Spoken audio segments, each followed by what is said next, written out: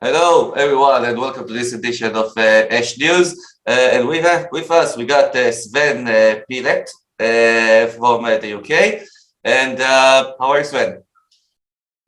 Hi, I'm very well, thank you. Thank you for having me on your show. I hope you're fine too, Nia. Yeah, sure. You're actually not a new guest over here on ESH News. We hosted you over here last year. I think it was pretty much in the same times of the year. We had a very interesting conversation last year about history, but mainly more about the wars themselves. And we kind of like, I remember that we talked about the Second World War and all kinds of like other big wars. I think also about the Cold War.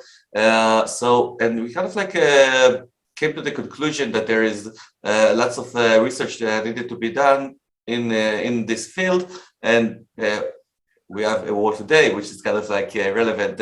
So we'll discuss this over on our show, and we will discuss also like other topics that we'll mention. And on the second part of the show, we will talk about your new channel and your research with the mud floods and Tartaria and this interesting topic. So shall we begin? Yeah. Okay, good. So I think that we will start. I got to know you through your interest with mainly with flat Earth, actually, and kind of like the topic of flat Earth is rings a bell in kind of like a nostalgic way in your mind after like 3 years of COVID. What you saying? It's very true, actually. I do enjoy, if I've got some time on my hands, going onto YouTube and just looking at some old flat Earth videos and stuff. I mean, I have a load on my Sven P channel, just there for other people to have a look at. You know, the basis for waking my interest in the first place, and a lot of it is it's like a comfortable teddy bear to resort back to, isn't it? Yeah. You know, it's something comforting. It's something that keeps you kind of a little bit. I don't know. Maybe it's just me, but I feel that way about it. It's a topic that it makes you realize that once you get a gist of flat Earth, that it really does open your eyes to a lot of other things that are going on. It makes it more clear and more obvious. The awareness levels, as far as I'm concerned, are raised. Once you have that awareness. But yeah. I do look at the old videos and stuff, and I long for the day that there will be more initiatives coming up where we can get out and about and start doing stuff again. Yes, of course. I think that the sense that you're talking about, this nostalgic sense, is a sense of being missed. This feeling that you were right in the past. It's like for us, we kind of like had this moment that we kind of like proved to ourselves that this flat Earth is right, and in that moment, you're kind of like missing that exact moment with all this current lie, which is now in front of us. You're saying to yourself, "Okay, I want to be right as I was right before." Okay, and I think that talking about flat Earth, it gives you that sense back. So it might be it.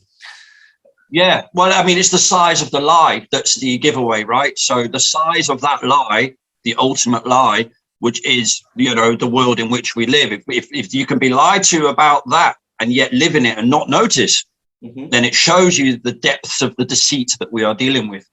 Yeah, exactly. And it's kind of like pretty much natural to continue that with talking about the COVID in the UK. I know that during this time, you used to have this news show, news update, pretty much weekly or daily in your channel. And give us a little bit of a brief about those updates that you made, and of course about what's going on right now regarding COVID in the UK. I don't know, it's happening. Well, I, as you know, I put out regular sort of news intervals, and it was about the latest that was being announced and on mainstream. So what I was doing was I was just putting down the mainstream officialdom and letting people come to their own discernment, use their own discernment to come to their own conclusions, right? Of course, it's all gone quiet now. And that's, for me, this is the key part at the moment, is the fact that nothing's gone back to normal. Things have changed, but they've also not changed, if that makes sense. Some things have got worse. And I'll give you an example.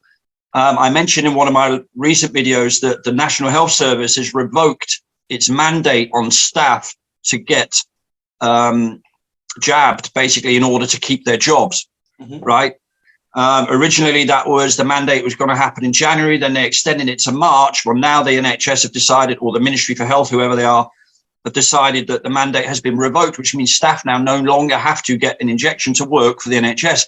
Now, bear that in mind, and now think of it like this. At the football club that I used to work at, that I no longer work at because I refused to get tests done, they have become more strict with their rulings. They now want their staff to be jabbed if they work in certain parts of the ground. So you have this whole duality, right, going on, whereby it's getting less extreme on the one hand, and yet it's getting more extreme on the other. But it's all connected, and this is the thing. These are the games and the shenanigans that are going on. Because who's not to say that the mandates will be reintroduced in the NHS soon and all that? I mean, they can just flip it around anytime they want to. When I say they, I'm on about the powers that shouldn't be. I'm on about the people who sit well above the banking systems. You and I know exactly who I mean about that. Yeah. By that, So on that level, it's gone a little bit quiet, but actually the devil is in the detail, and you have to keep an eye out, or I would suggest people keep an eye out on things like government websites, because things are getting tweaked all the time. I think that you touched the topic of a personal life, and I think it's a topic which kind of like interests, I know, me personally, and maybe some other viewers, the topic of English football. Because here in Israel, English football was and still pretty much popular with the football fans, and it's considered like the most luxurious football, like in Europe and in the world. And I think that, and you personally, I know that you're a football fan. I myself was a football fan, and the thing is that, and you also like work with an English football club. For me personally, this COVID kind of like brought me, I don't know if it's like enlightenment or destruction or whatever it was, to my whole football fan world. Okay, because once I saw the COVID happening, okay, so I kind of like saw that the message that was put out from the governments was, okay, nothing is important anymore. Not culture, sports, whatever, and kind of like a team or some kind of like a club that you dedicated your whole life to, with being a football fan. Suddenly, this doesn't matter anymore. It's not important. It shouldn't like exist, and just put it on hold until we will get done with our football. COVID things. And this was the feelings that I got, and once it got done, I couldn't really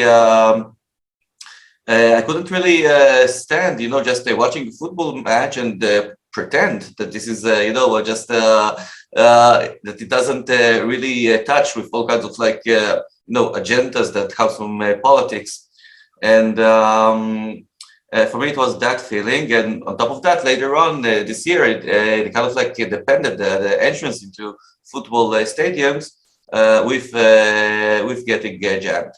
So that proved to me finally that it's not they don't want me in there. Okay, so I shouldn't like make any effort for to get in or something like that. I don't want to be in their crowd anymore. Okay, if they don't want me in, from like those kind of reasons. So this was my monologue about football. I want to hear your take on it. Well, for me, the whole COVID situation speeded up my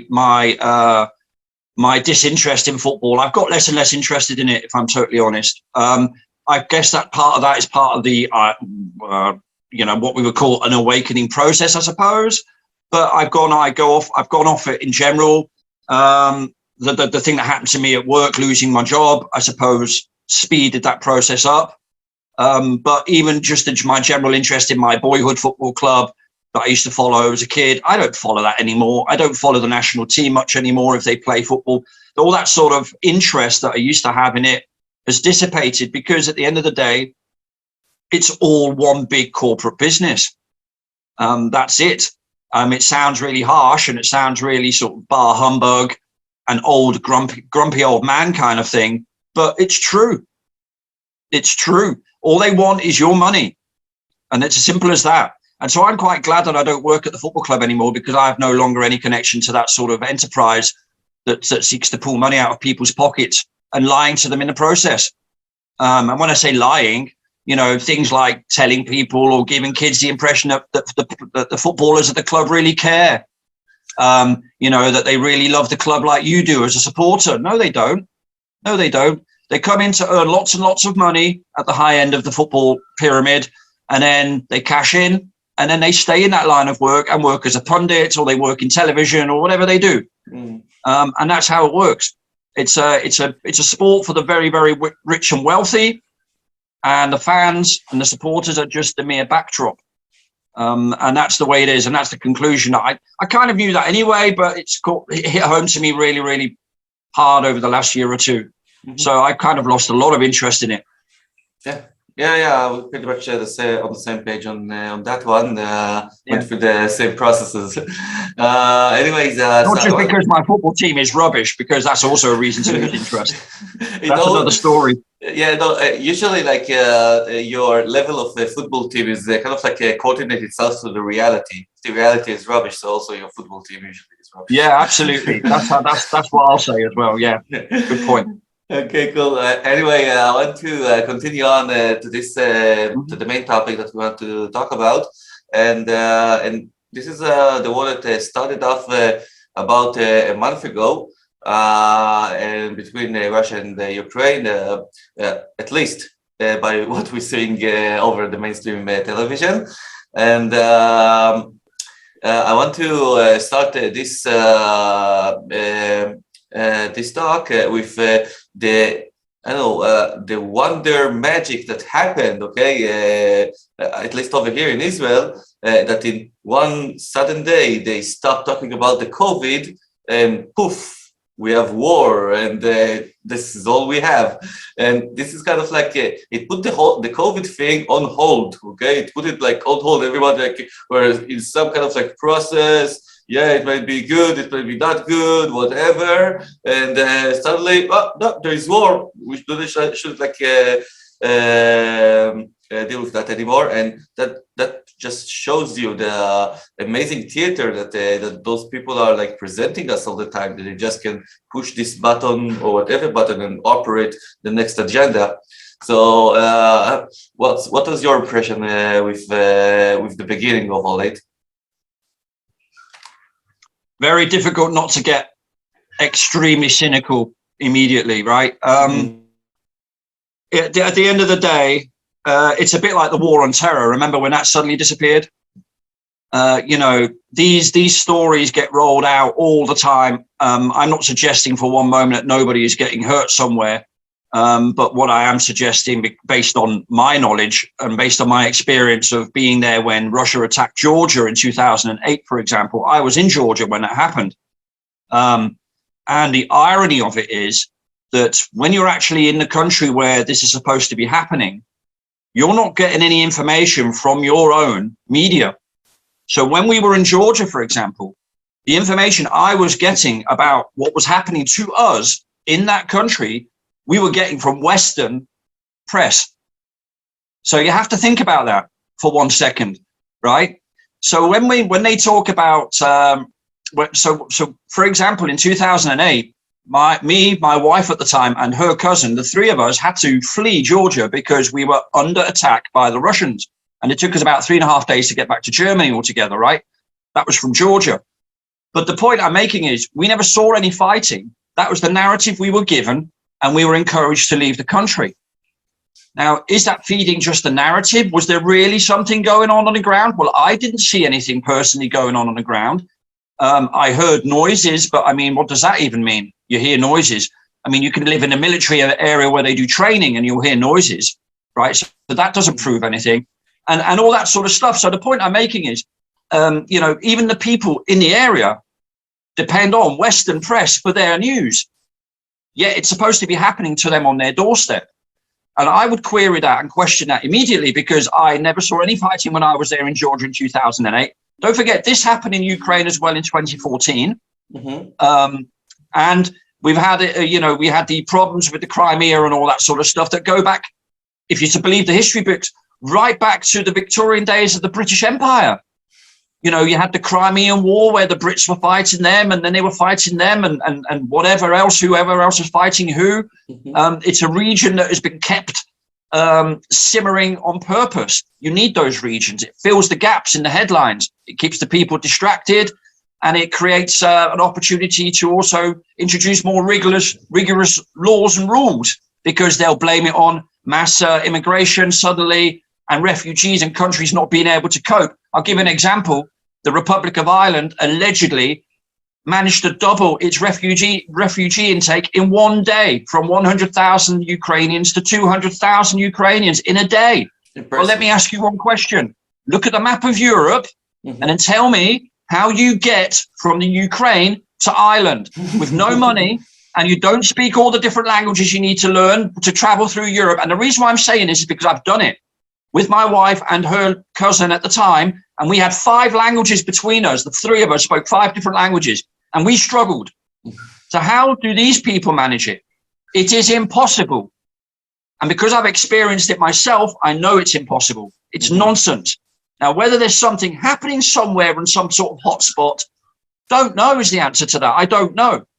But it's not what we're told. And it serves as a distraction, and people have to be aware of that, because it happens all the time. Yes, I want to comment something about, and maybe we'll research a little bit about that. I remember over the last year, over the month of May, we had over here in Israel a conflict of about a week between us and the Gaza Strip and the Palestinians over there. And this is for the first time I noticed with my awakened eyes, I noticed the whole theater of war that went down over here for a week. And it was amazing how they conducted, because let's start from the basic point of view that the war itself is not between one leader and from one nation to other nation, okay? Because we as Israelis, as Palestinians, we don't hate each other, okay? We don't we don't know each other, okay? We have never met each other. It's not a war between one leader to another leader. No, it's a war which is vertically, okay, not horizontally. It's between the leaders of their own nations between them and their people. And we saw that how it's happening in the COVID times. And now, like in actual war, I saw it like over in the month of May, that all they wanted us to believe is that there is a war going on, okay? And in order to do that, they presented us a tremendous fireworks display every night, okay? Over the skies of Israel, with all kinds of like rockets that claimed that they've been fired from the Gaza Strip. Notice that they've been fired from the Mediterranean Sea, okay? And against those missiles, okay, those 1 or 2 missiles, like you had tons of Israeli missiles, like of the Iron Dome, which is supposed to protect, being fired at the air and hit nothing, okay? Hit nothing and just burst in the air, and all of that being in the background with horrible siren sounds that makes you stress and absolutely, to add to all the drama. Of course. To have the drama, and all of that, and everybody are like commanded to go inside the buildings, and hide and everything. And when I heard the sirens, I went down to my window and just looked at the windows and just wanted to see this fireworks display that they made for us, and they saw that it's just a theater, okay? And as you said, we are very much so much relying on this news for information of what's happening in war, which is and in this conflict that we had, we can clearly see the differences between reality and what they show you on television. Anyways, I want to revert to the conversation to you and to ask which kind of things you encountered, which seems fake with what you've seen over the last weeks. What do you mean? You mean the events that I'm witnessing? Yeah, from this current war of Russia and Ukraine, which kind of things that you saw that were suspicious for you? The fact that they have a letter Z on their tanks, even though the letter Z doesn't exist in the Cyrillic alphabet, it actually spells out the number 3. But well, it's just the imagery is so similar to so much imagery we've seen in the past. That imagery could have been from the Georgia War of 2008. It could have been from any conflict, so-called conflict. It's the same thing all the time. It's silly things like having people in jeans and jackets practicing shooting in the back garden, like they're defending their last house from the Russian troops, like the little kids are getting AK-47s to protect their houses. And yet I saw a few weeks ago an English guy who was walking through the center of Kiev, and he said he couldn't even hear gunfire. And he was walking around carrying a camera on YouTube and live streaming it. So, the point I'm making is you can't really believe anything, that this is the thing. I personally, knowing what we know about the COVID thing, this is where I go back to the COVID situation since 2019, 2020. We know we were lied to. It's not a question of were we, weren't we? We know we were. So we have a media very, very capable of lying to us all the time about everything. So I'm basing it on my experience with the sources of information that we get. And the sources are flawed.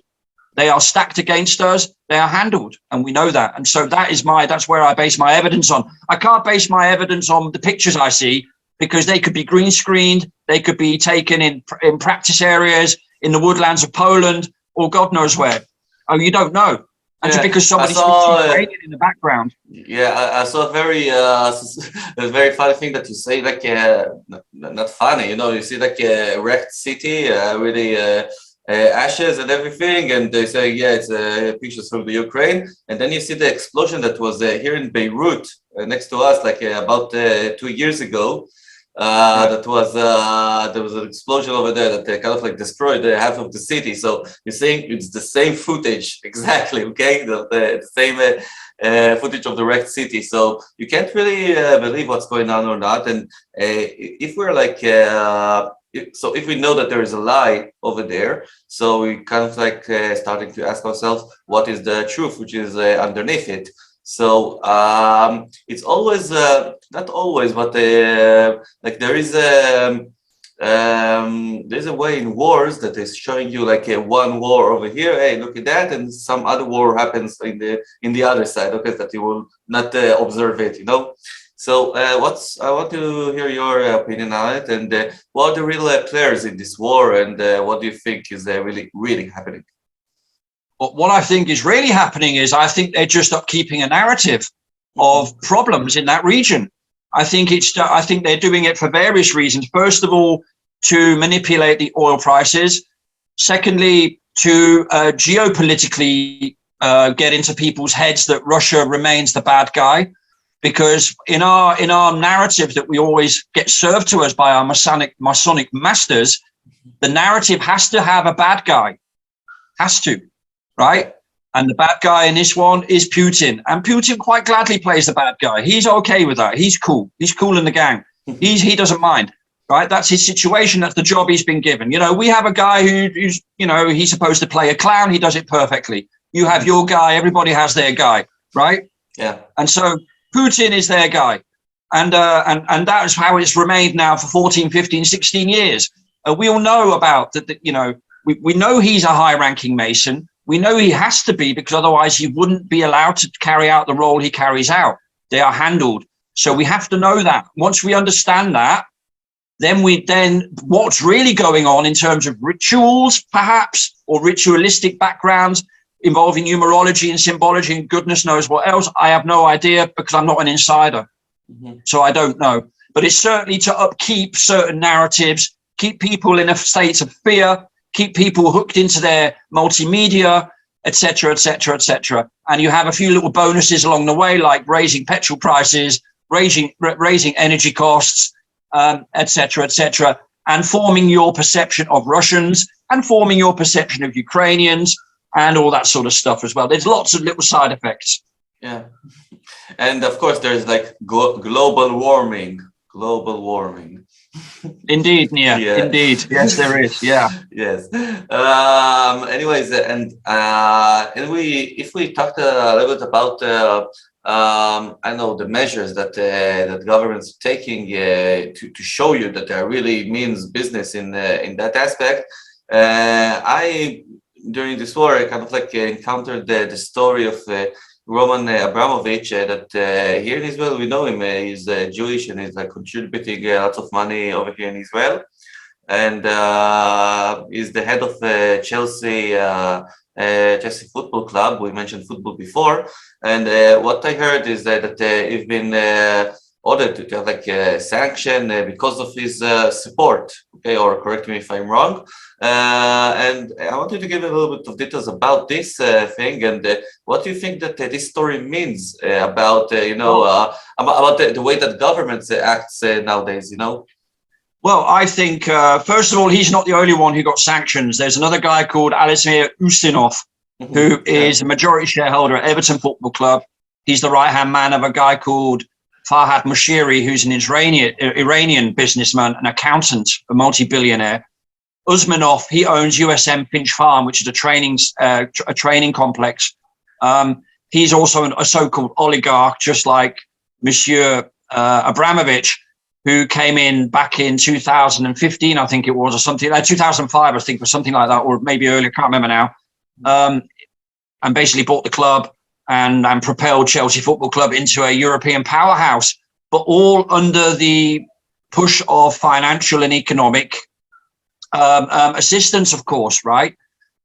He obviously had friends to get him in that position in the first place, because you don't just walk in and put your checkbook on the table. It's not as easy as that. You still have to, lobby people and all the rest of it. There are a lot of politics that go on in the background. But I'm pretty sure, because we know that this is all a game anyway, that means the whole Ukrainian-Russian thing is all one big play, then I'm pretty sure that these people like Abramovich and all his advisors and everything, they would have known years ago that this play was going to be played out. So he would have known by now to leave, to write this, to have that all lined up, ready to go, because it's all part of that narrative. He would have been forewarned that this is what's going to happen. So if we approach it like that, and don't approach it like the earth is a ball, right? Then we'll get to the answer much quicker. In other words, they already knew well beforehand, because he's part of the club, and he is, and that's just the way it is. So you have to look at it like that, as opposed to he's a businessman who's now suddenly he's panicking. He doesn't know what to do. He's got to run for cover, and he doesn't know where to access his money. Oh my God, because he's a Russian guy. No, he's fine. He's fine. You shouldn't be, not sleeping at night because of him. Okay, cool. Yeah. Okay, no worries. But it comes to show you that also, like the other side, like the governments are like not afraid to show you that they are like willing to take these measures now. You know, it makes it normal now that if you're like just only being objective to their side, so you are like an enemy, Well, don't forget, Nir, they also have an opportunity to claim the moral high ground now, the governments, don't they? They can now be the moral high, the virtuous, and they can say, look, we're the good guys. We're going to block any Russian billionaire who might be involved with Putin because we care so much for the people and for people's democracy, which of course is the biggest load of nonsense ever. Right. Yeah. So there's a lot of opportunism going on as well. You know, let's not forget that. A lot of opportunism. Yeah, exactly. Okay. I will tell you that here in Israel, we kind of like trying to look at this war and I know the outcomes of it in pretty much of a biblical view, okay? Because we kind of like discovered that the whole thing that that's happening right now has been written over in the Bible, in the old prophecies of Ezekiel and Daniel over thousands of years ago, and this. You can actually see the names over there of the old civilizations that were over there, which was called there Gog and Magog. Gog was the entity of the place, which is now located in Russia, the godly entity which controlled this place, and Magog was the people of this place, and they are like predicted that they will come over here to Har Megiddo, which is Armageddon as you know it, and they will have this final war over here.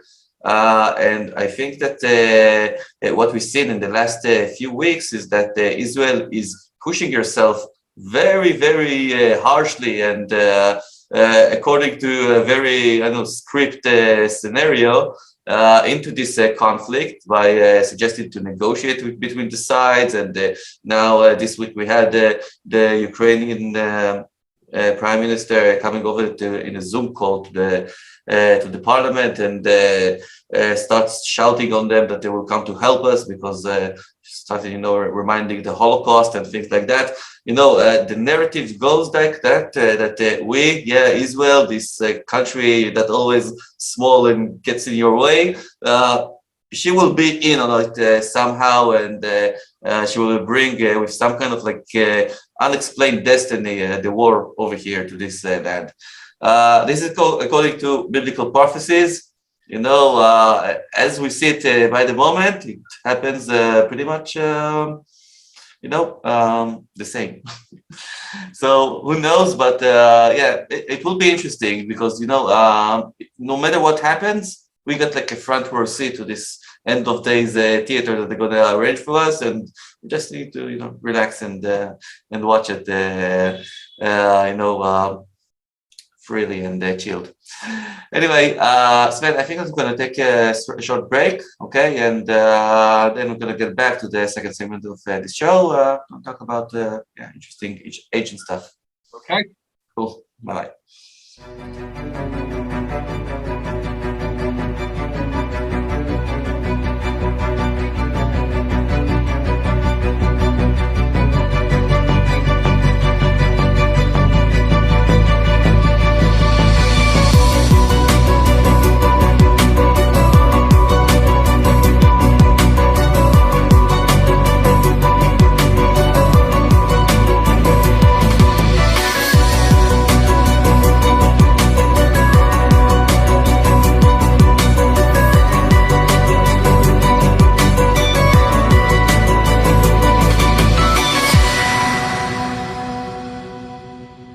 One.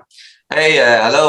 Thank you for getting back. And here we are with Sven, and we had a nice conversation over the last the first segment of the show, and we're ready to continue on. I think that we will start off doing the promo of this show. We saw kind of like the promo that you made for your new channel, and it looks very promising, and this is kind of like a topic that we'll be involving with in the second part of the show. And but tell us first about your new initiative, about your new channel, and how it came about, and what's of course the topics and things that you're gonna research on it. Okay. Well, first of all, I'd like to give a big shout out to LEB, who is the lady behind the editing She and I have met up on a few occasions in the last couple of months and have basically driven around one or two parts of the country here in England, particularly my part of the woods, which is the south coast of England, Bournemouth area. And because we decided to start a channel to look at old world structures, because, you know, on closer examination, we're surrounded by them.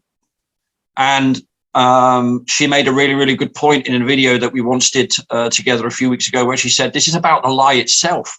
You know, this is about the lie. It's not about us. How can I say? It's not about us coming up with all the answers to every single building that was ever built and all that sort of stuff. You're never going to find that needle in that haystack. It's far too complex. It's far too many layers. Far too much water has gone under the bridge. But what you can do is you can add more and more credence to the argument that everything we've been told is a lie. And once people get a gist of that, they'll notice that that evidence is around them, literally around them, surrounds them on a daily basis. So we thought we would turn that intrigue into a channel and actually start looking at it with a bit more critical, a bit more of a critical viewpoint, a fresh set of eyes. So not basing it on anything that anybody's ever done before. In other words, when we talk about bricks, we look at bricks and we look at the history of bricks. So we've just basically put a video out yesterday talking about bricks, for example. Now we're only touching the surface, but these are the sort of topics that will then eventually give you a bigger picture as to how much we've been lied to and how we have to revisit that narrative and redress that balance somehow, starting with the kids, of course. Because it all plays into that lie, doesn't it, that we talked about, whether it's flat earth or anything else. You know, the indoctrination starts at school and at home, and at school and at home. It's the chicken and egg. It's that situation, isn't it? Yeah. Right. And we are trying to introduce an opportunity for parents, even who have kids who are in the same situation as Ellie and myself, who also have kids, to be able to redress that balance at home. Start by influencing your own kids with this sort of knowledge and information. And so going out there and doing it, which is what we're going to do and what we're doing right now, enables us to gain that knowledge that we then need to be able to come at it from an angle and present it to people and take it from there. But it's a fascinating topic. We have lots and lots and lots of how can I say, there's a lot of source material out there. Yeah. You know, if you can get out in the car and just drive out, you'll find buildings left, right and center. Yeah, so that's what we want to do. So the channel's called Where It's At, and it was only launched last week. And we've got a few videos on there. A couple of them are about the water towers here in Bournemouth, in Boscombe and in Poole. And it's just touching on bricks and all that sort of stuff, as well as other things.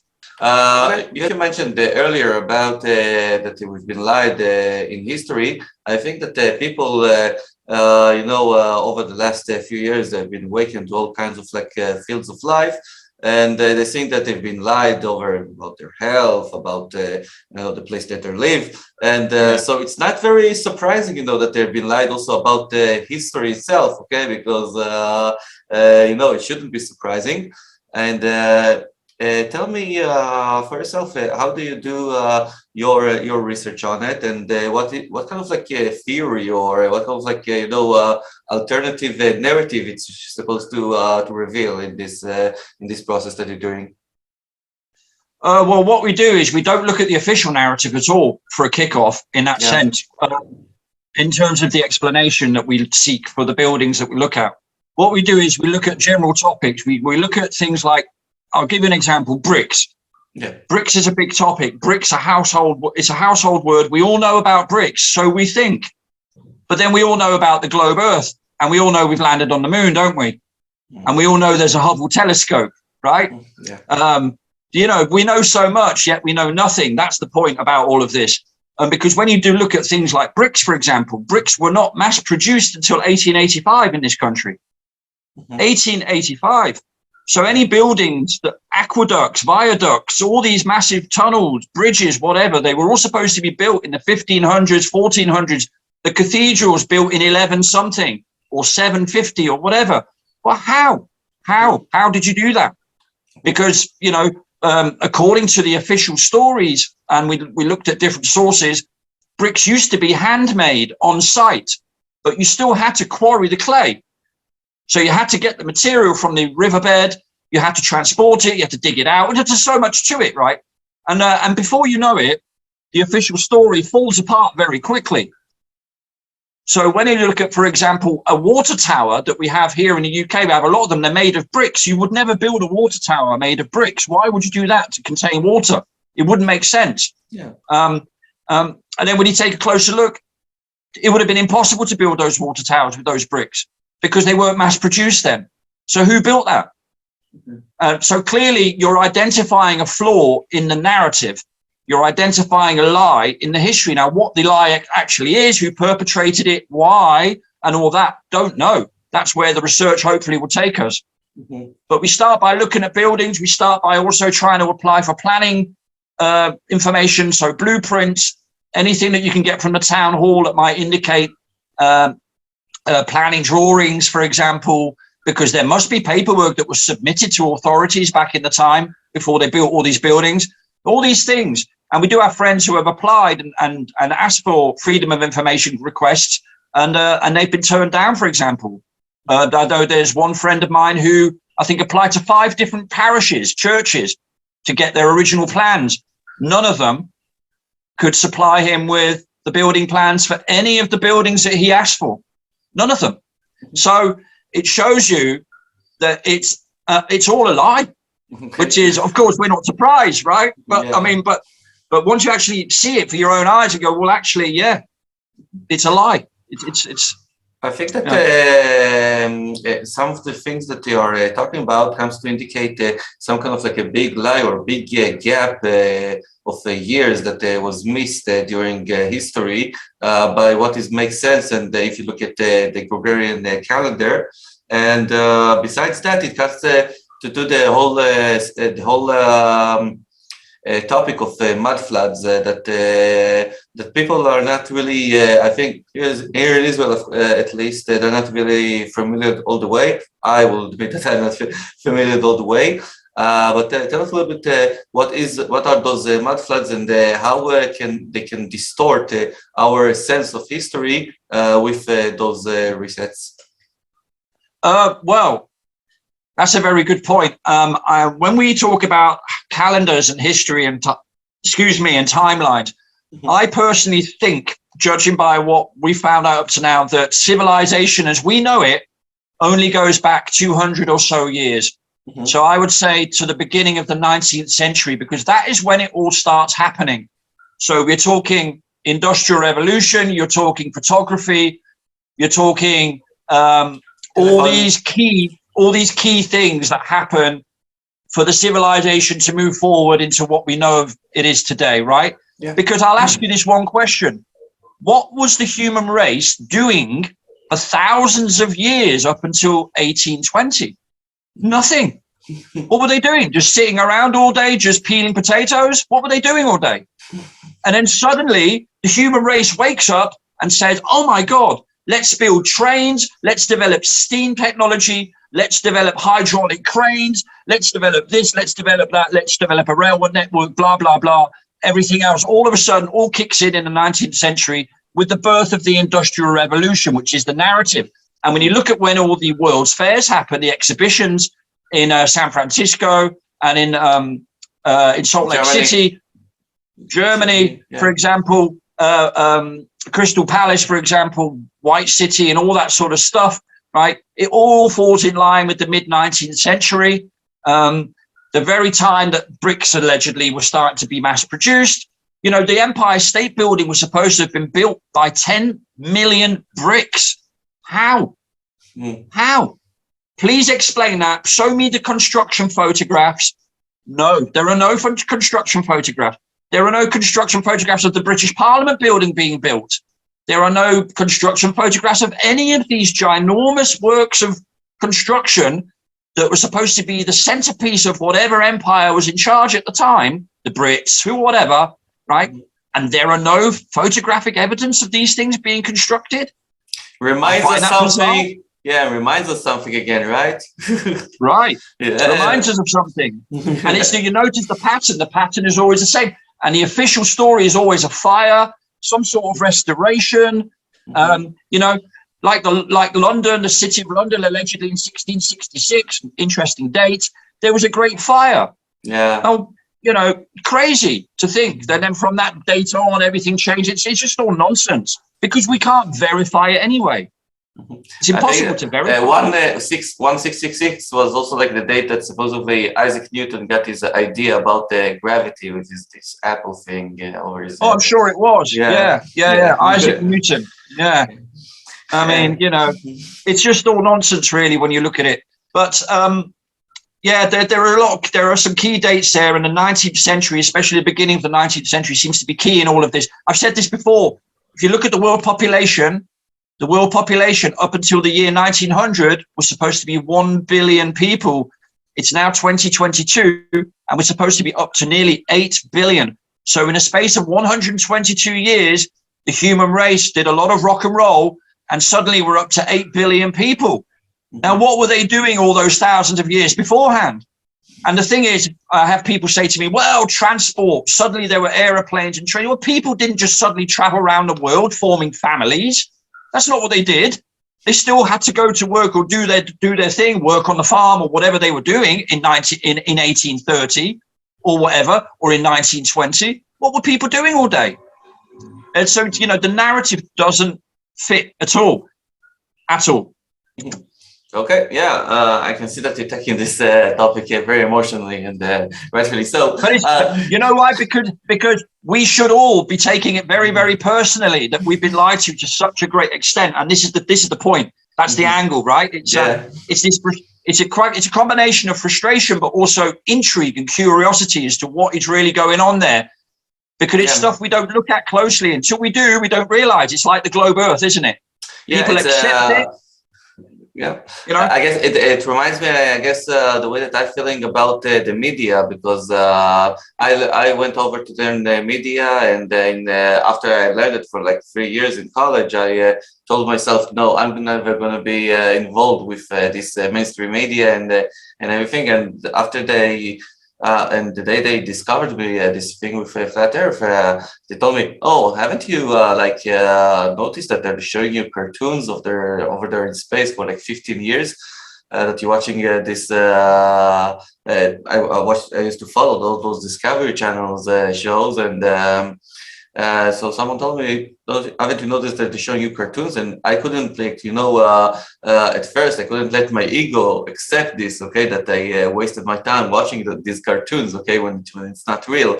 And I, as an expert in media, I kind of really offended by that. And after I got over that, I kind of like, got to the bottom of the truth because it was so important to me. And I want to switch over to the topic of more ancient history, and one of the topics that you're covering over there in your channel is the topic of Tartaria. And I will tell you that here in Israel, from some sense, I don't know, from some reason, people find this topic a little bit like, amusing, a little bit delirious in some way. But I have a theory for that. Yeah. I have a theory for why that is. Okay. May I? Sure. Yeah, the floor is yours. Okay. Yeah. I might provoke a little bit. Yeah, no, provoking is good. I'll say it anyway. And I think it's the same reason why the Brits struggle with it sometimes as well. And I think it's because we, as a people, just like yourselves, that region, we regard ourselves as the cradle of historical events. So anything that's outside of our narrative of what makes our cradle of history the most important is then suddenly called into question. And so that's my theory on that. You're absolutely correct about it. I totally agree. With Israelis, everything that makes them feel less important is so not relevant. Okay, it's we have the Wailing Wall. What could be more important than that? No, forget it. You totally said it correctly. Okay, so tell us a little bit about Tartaria. What that means, where it's been located, and in this narrative, what that means about our current life today. Well, I think what it's opened my eyes to the fact that I have to discredit everything that I've learned historically. So anything that goes back about 150 to 200 years, I have to rethink. I know now that churches were never meant to be churches. We know of bastion forts that we also call star forts. They have a symmetry that you can only see from above. How did they manage to see that from above without aeroplanes back in the day? When you look at these constructions, you find the same constructions worldwide. So you'll find the similar buildings in South America as you will do in, let's say, Sri Lanka, or let's say Thailand. You will find the same buildings out in the outback of Australia as you will in Quebec. And you'll find the same buildings in Austria as you'll find somewhere in the deepest areas of the Urals in Russia, right? So you have these buildings that are all around the world that are all very similar. We like to call them Greco-Roman, or we like to call them the Renaissance or Baroque or Gothic, or whatever titles we like to give these periods, as it were, to justify the style of architecture that we come across. But when you then start breaking down how on earth you could build these structures in the first place, then it becomes mind-blowing, because then you realize that according to our history, before 1900 or before 1880 roughly, we didn't even have motor cars. We had nothing. We had no electric gadgets. We had no hydraulic drills or pneumatic drills or hydraulic cranes. We didn't have anything of the sort. We had no transport systems. We had nothing. So who built all that? Well, it wasn't us. So it was clearly somebody before us. And that is the fascination of this whole thing. Tartaria, I think, is just the name that has been given to it to indicate a region, I think, in what we would call Asia now. So it's between Russia, Mongolia, China, that sort of region. But Tartary, for me, is the unexplained old world in the form of architecture that we come across around the world, really. Okay, interesting. You mentioned that you have this question of how these structures come about, and then you have these guys from the History Channel jumping, yeah, it's aliens, they brought in the technology, blah, blah, blah.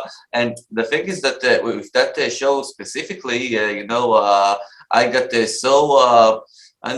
let go for so many years. I remember that I was really thinking that there were like aliens, until you discover flat Earth, and then you realize that all this alien thing is so disconnected from you can see the agenda behind it, how it's been pushed in the media, especially lately, that they all have this feeling that they're setting us up for something. Okay, with this. That's why they were very eager to shut down Flat Earth, because Flat Earth gets rid of that in one go, doesn't it? Yeah. Once people understand that we're not a little speck of dust amongst millions of specks of dust, once they understand that, then the alien thing just falls away straight away, doesn't it? So. Yeah, and tell me, how does actually the point of view, or the reality perception that you got from Flat Earth, how does that got to do with the Tartaria narrative, and what's the connection? First of all, the lie itself. Secondly, that the indoctrination levels at school are running very, very deep, because, of course, the buildings, just like the globe Earth, these buildings, the story of these buildings are a lie. They have to be a lie because they don't work. But until you give everybody all of the information, they don't know what to look for. So the parallels to globe Earth or flat Earth is that until I realized that the Earth was supposed to be 25,000 miles in circumference, I never really I could never really quantify what I was looking at to then work out the mathematics. Now it's easy, of course, we know, but until you know what to look for, you don't know. So it's okay looking at the Parliament building in London and Big Ben and going, wow, what a building that is. Nobody actually stops and thinks and goes, but how did they build that in the time that we're told we built that? Why isn't that being questioned? Well, it's not being questioned because the official narrative has it tied in with an official timeline. And once you start criticizing that, then you're going into the areas of misinformation, and then you're going into the areas where you might come across a conflict of interest, let's say, with the officialdom and with the powers that be. So I don't think it's going to take very long before the first Tartaria channels will get taken down as well. Okay, I think it's we got a lot to looking forward to in that aspect. When the things started to go down, you saw that you hit kind of a relevant truth, I guess. Okay, so I really wishing you all well with that channel, and that Thank you. people will watch it. I will certainly follow it. And how is it called again? That people will. It's called Where It's At because that's where we're at. And what we're planning on doing is a regular podcast every Sunday for an hour at 1800 UK time, just to reflect on what we've done the week before, or if we put any videos up, or to maybe address some questions that have been posed to us on the back of those videos. And then maybe a brief announcement as to what we have planned coming up. And then we're just going to keep putting out the odd video. Sometimes it will be a slideshow with some music. Sometimes it will be me talking over some cafe music about bricks. Sometimes it will be some footage of a local church or whatever takes our fancy in that moment. But there'll always be something, and hopefully we get more people on board. We already have a few people who are interested in getting involved in this area where I live, so that's good. And it's called Where It's At. And yeah, we'd appreciate your support, because at the end of the day, like I said, this is all about the lie itself. And it's in all our interests to get to the bottom of as much of it as we possibly can. Yeah, good. I want to just touch, before we're gonna finish, I want to finish up your with one last question about the time itself. Okay, I know that if you're like being involved with that subject, with like researching the history, so you might have I don't know, a different concept of what time is, okay, and what is how it's been maybe different from what we are being presented as time. You know, that they're presenting us time as days and hours and months and stuff like that. And maybe these measurements are not something that we should I know rely on. And just to hear about your take on time from what you've been researching so far. Well, my inner clock doesn't work the same as the time that we're told to live in. Yeah. So a second, a minute, an hour, a day, a week, a month, a year seems to not jive with my perception of it, my natural clock. But what I'm saying with that is, you hear people say it all the time. God, doesn't time fly? The older you get, everything just flies by. You know, it's already nearly Christmas again, and blah, blah, blah, right? You hear it all the time.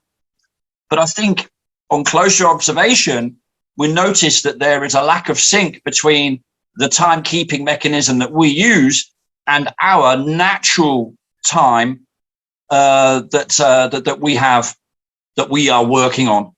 It's right? Based on instincts, right? I think so. Yeah. I think so. I think my instincts sometimes aren't in line with the clock. Most certainly not. Which might explain why I have sometimes moments in the day where I'm not feeling great or whatever, because it's not equating. It's not, not connecting up the way it should do. And who knows what else is going on right now that's influencing those feelings. Yeah, indeed. Okay, thank you very much, Sven. It's been a pleasure hosting you here in ESH News. Hoping that you'll get back, whenever we'll get back for next season. And be blessed, and regards to all the friends in the UK. And yeah, we'll chat soon. Thank you for having me, Nir. It's always a pleasure. And thank you to everybody who's come to watch along. Thank you. Thanks. Bye-bye. Bye-bye.